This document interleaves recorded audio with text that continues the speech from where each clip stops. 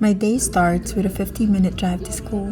And yeah, I know it's a drive, but I personally chose this setup because it gives me time to think, debrief, or sometimes even talk to my mom in the morning, since it would be around 6 or 7 p.m. in the Philippines.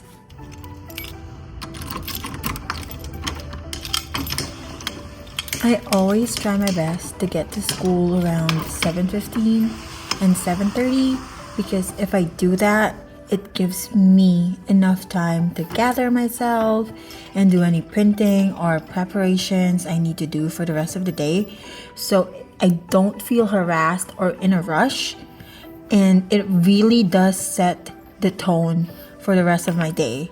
7:30 is when students start getting into the classroom. So if I give myself that 10 or 15 minutes alone time before all the rush and all the chaos starts to happen, it really does help out a lot. You see me changing the date on my board here, but to be honest, on regular days, this is something that I would often forget to do. So it would always be one of my students in my first block who would end up putting up the right date on the board. So when I do remember to do it, she would smile and she would end up congratulating me for remembering.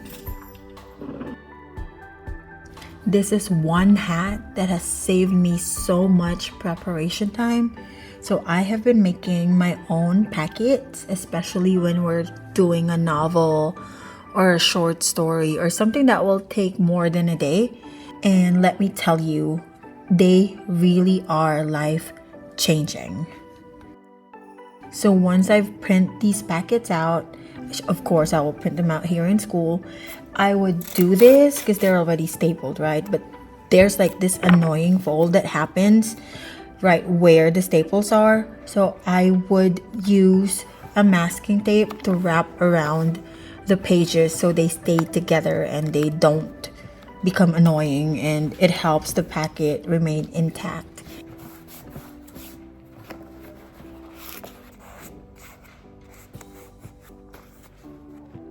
Gloria, or Judy, or June, and their last names were either the melodious names of flowers and months or the sterner ones of the great American capitalists whose cousins. Right now, for English 3 with my juniors, we've been reading The Great Gatsby, so they've already started on that one.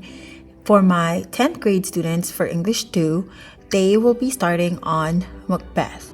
Here, it's a must that students read novels in class. So the school actually has novel class sets that you can use and choose from. But just like me, I've carried out donors choose projects for novels I wanted my class to read, but our school didn't have available copies of. So that can also be an option for you.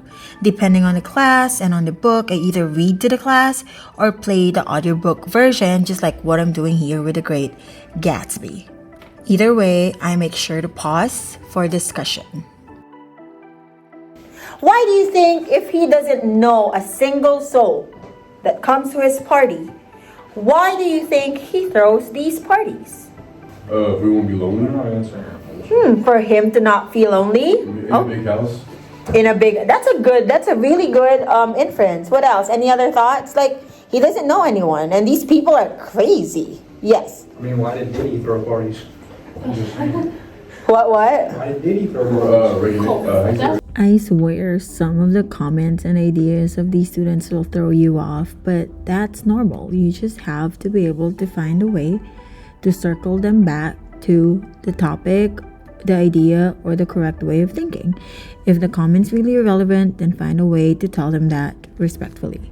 I refuse to think that Gatsby and Diddy. That's what this keeps reminding me of. What? Oh, the parties, because of like all the frenzy happening. Okay, later on, let's see if Gatsby can be compared to Diddy. Okay, let's see.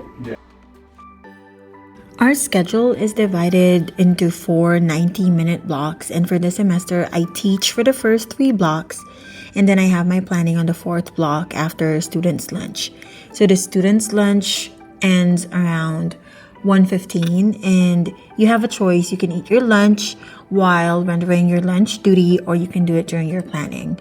Usually for me, I don't mind eating during my lunch duty because 1:15 is just a stretch for me, and I would usually already be starving around that time. So yeah, I don't mind eating with the kids. It's really up to you. Just bring, a lunch that you won't mind eating with or in front of the kids.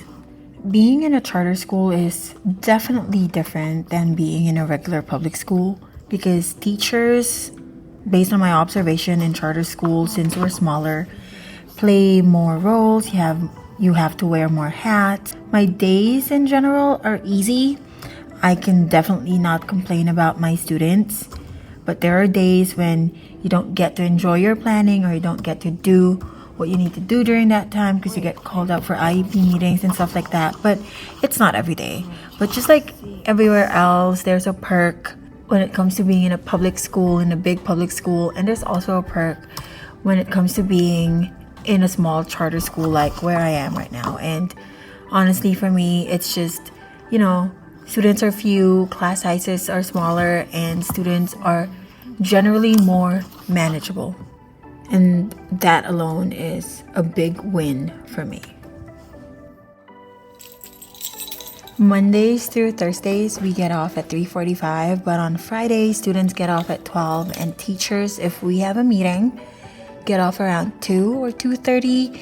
And then if it's the 5th Friday of the month where no meeting is scheduled, we can go home at around 12 or 12:30. So again, another win for me. So thank you for watching a day in my life as a J1 teacher here in South Carolina.